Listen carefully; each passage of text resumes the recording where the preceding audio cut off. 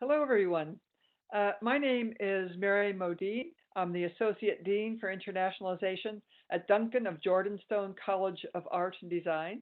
We usually abbreviate that to DJCAD at the University of Dundee in Scotland. And I'm here with two of my colleagues today, and I'll introduce them first of all. We have Professor Natasha Lushatich, who is the course director for the MFA in Art and Humanities. Hello. Hello. Hi. And we also have Leanne Douglas, who's part of our international team, and she'll join us and talk a little bit later. Hello, Leanne. Hi, everyone. Hi.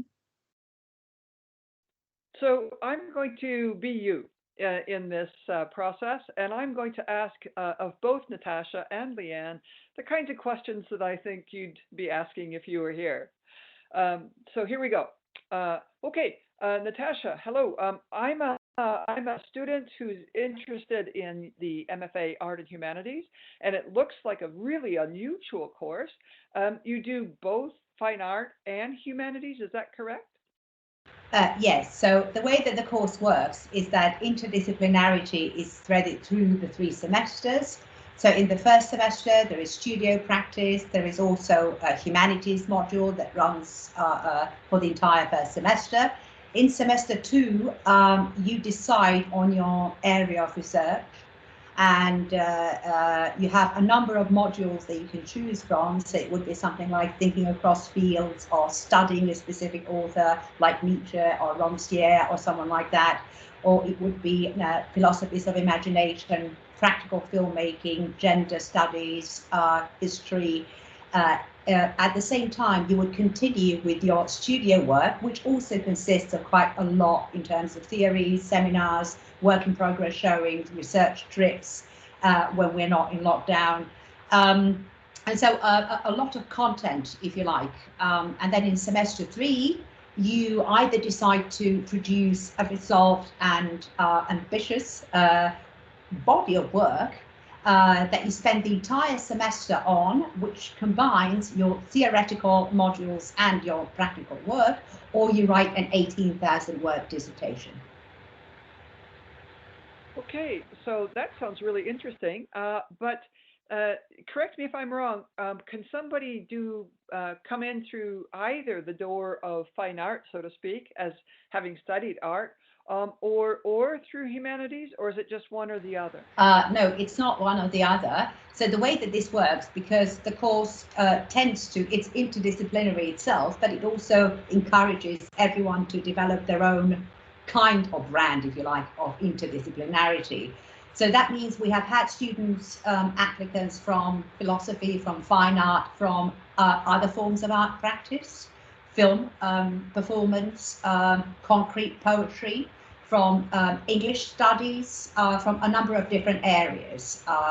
So as long as there is a very clear sort of understanding of what the course does, because we also have a lot of workshops like in printmaking and digital lab, bronze casting. There are all these, you could say, sort of, well, they're not old-fashioned, but I think that the key strength of the course is combining very sophisticated and rigorous research in a number of humanities, say, disciplines like philosophy, like English, like film, with excellent facilities for studio practice and making. That does not necessarily mean that our students produce paintings or sculptures, even though they do that as well. They also make socially engaged projects, site-specific work.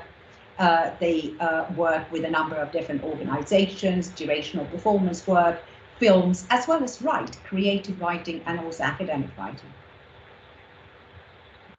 So that sounds really intriguing. I'm wondering, and I know my parents are going to be asking me what kind of a job I might get at the end. Can you tell me what sort of jobs some of your graduates have done? I like this little sort of a little drama, this little duologue. Yes, so there are a number of different jobs that our graduates have gone for and also obtained, which may be more to the point. And it's apart from the obvious, which is being a self-employed artist and going for things like residencies and fellowships and also obtaining funding, because there is quite a lot of funding for the arts, despite the current cuts. But it is a case of knowing where to look, and also we are, whether we like it or not, that's not the point. But we are living in a global world, which means that it is possible to actually get work elsewhere on a number of different continents as well.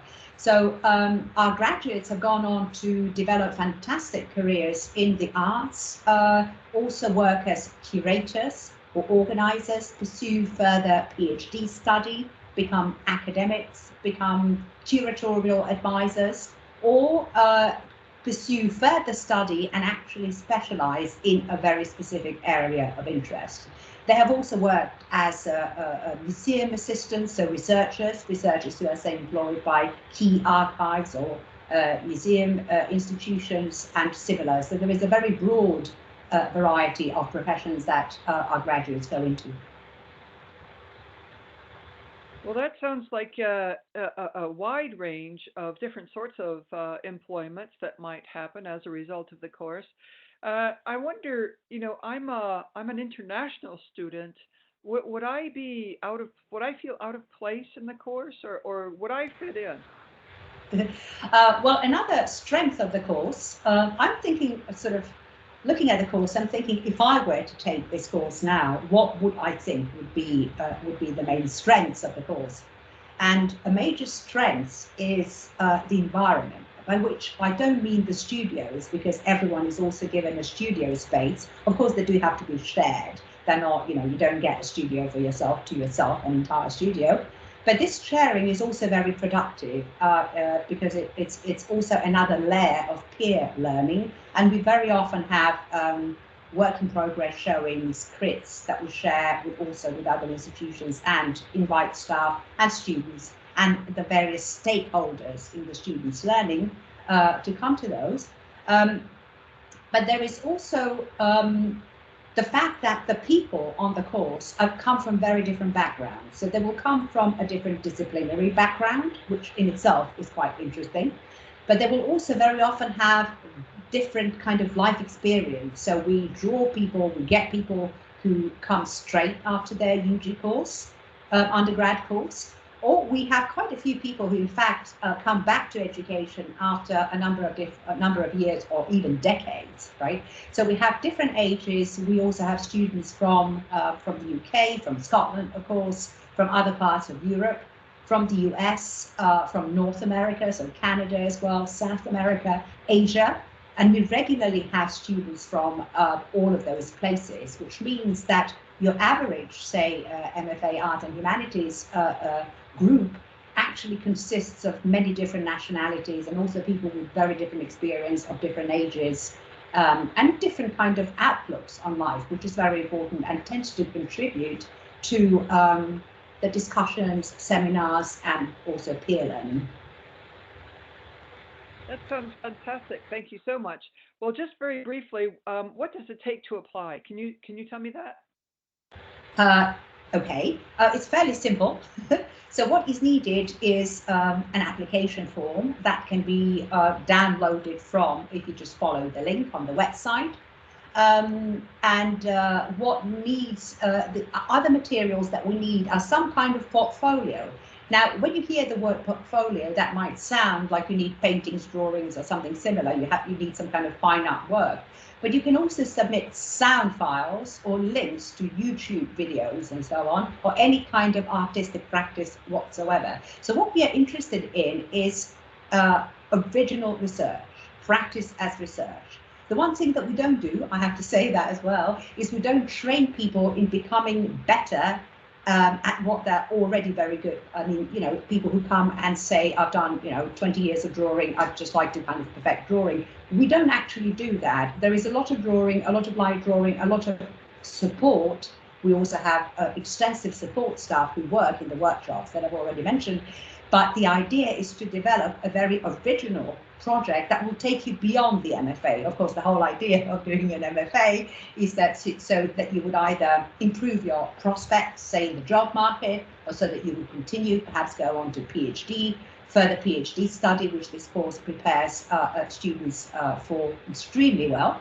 So what we need is some kind of evidence of some sort of practice, artistic practice, and a writing sample, because there is quite a lot of writing of essays and various other things on the course as well. So it's an application form for international students.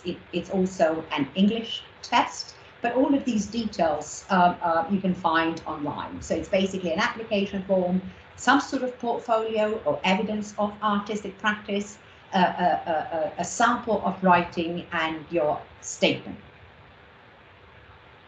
Okay, that's fantastic. That sounds really, really good. Leanne, if I have problems with the application process at all, is there anyone that can give me some help or talk me through that application? Yes, of course. We have a team based in Duncan of Jordanstone College of Art and Design, and we're happy to help with any of your queries that you have. That might be before you apply, any questions about the programme, or whilst you're applying, right through till you're a student, and we're here to support you right through that journey too. So happy for you to get in touch with us. So if I have questions about things like passports or, you know, questions about what Dundee is like, can I contact you? Yes, of course. Any questions about that, or visas, accommodation, anything like that, you're welcome to get in touch with us. We'd also be happy to put you in touch with either Natasha directly, or a current MFA Arts and Humanities student who might be able to answer any questions that you have about studying here. Oh, that's wonderful. That's great. That makes me feel really, really reassured. Okay, everybody. Well, I hope I was you, at least in part, and that I've been able to, ask the kinds of questions that you or your family would have been asking about this. We know it's a big step, but we think that you'll have a wonderful time here in Dundee. It's a fantastic course, a really excellent and first-rate research environment. And over the course of the 3 terms, the 3 semesters, which runs over 12 months, we know you'll work hard and you'll have a fantastic time, and along the way, make friends for life. So don't hesitate to get in touch with us. We're looking forward to your application and hope to see you soon. Bye, everybody. Bye. Thanks, everyone.